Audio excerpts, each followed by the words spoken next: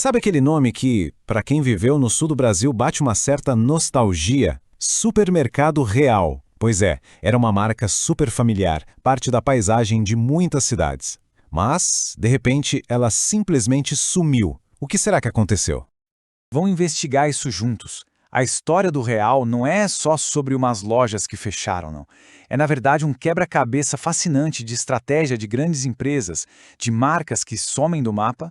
Afinal, para onde ele foi? Bom, para a gente entender o fim, a gente precisa voltar lá para o começo. Antes dos gigantes internacionais chegarem com tudo, o cenário era bem diferente, e o Supermercado Real era um dos grandes jogadores aqui no sul do país. O Real nasceu em Pelotas, no Rio Grande do Sul. Era um verdadeiro gigante regional, sabe? A empresa, que foi criada e tocada pela família Joaquim Oliveira, tinha uma identidade gaúcha muito forte. E isso ficava ainda mais claro com a parceria que eles tinham com a Jossapar, a dona do famoso Arroz Tio João. Era uma empresa daqui, da casa. E a influência dele não ficava só no Rio Grande do Sul, não. O Real tinha uma presença super sólida no interior gaúcho, na capital, e chegou a se expandir com lojas importantes no Paraná e até em São Paulo. Era uma força regional que, olha, não dava para ignorar. Só que o mercado varejista brasileiro ali no finalzinho do século XX era um campo de batalha que mudava muito rápido. E um competidor novo, muito poderoso, estava prestes a mudar as regras do jogo para sempre. E é aqui que a história tem uma grande virada. O grupo português Sonai, que já estava no Brasil com a bandeira Big, foi lá e comprou o Supermercado Real. Para o Real, aquilo ali era o fim da sua independência. Já para a Sonai, era só o comecinho de uma expansão bem ambiciosa. E que expansão, hein? A Sonai não parou no Real, de jeito nenhum. Em pouquíssimo tempo, o grupo comprou uma série de concorrentes regionais super importantes, tipo o Mercadorama no Paraná e o poderosíssimo Supermercado Nacional lá no Rio Grande do Sul. A estratégia era bem clara: crescer rápido comprando quem já estava no mercado. E aqui a gente chega no centro do mistério.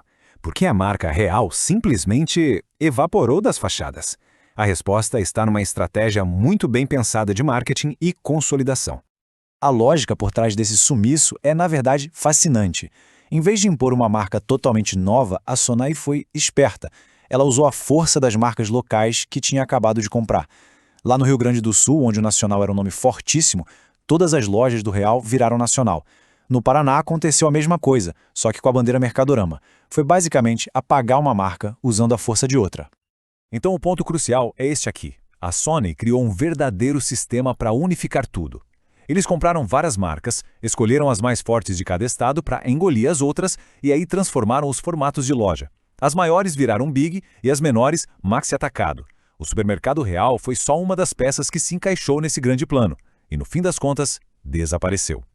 Mas calma, a história não acaba com a Sonai. O mercado continuou se mexendo e até mesmo o poderoso grupo português decidiu que era hora de sair do jogo aqui no Brasil.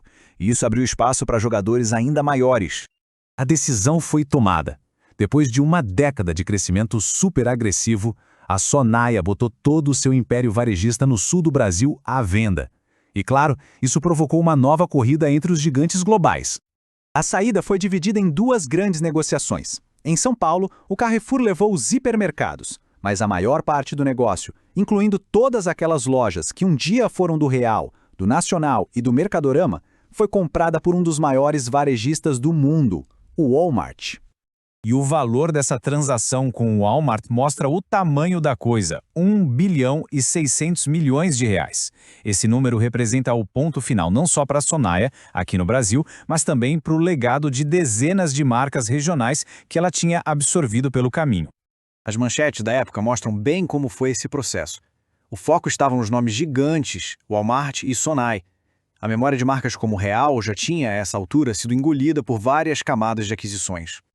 Agora vamos dar um passo para trás e olhar o quadro geral, ver como essa história toda se encaixa num padrão maior. O que aconteceu com o Supermercado Real não foi um caso isolado, de jeito nenhum. Foi um exemplo perfeito de uma força bem poderosa na economia moderna.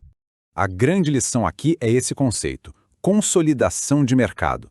É um processo que acontece o tempo todo, onde empresas maiores compram as menores para aumentar sua fatia no mercado e, claro, a sua eficiência.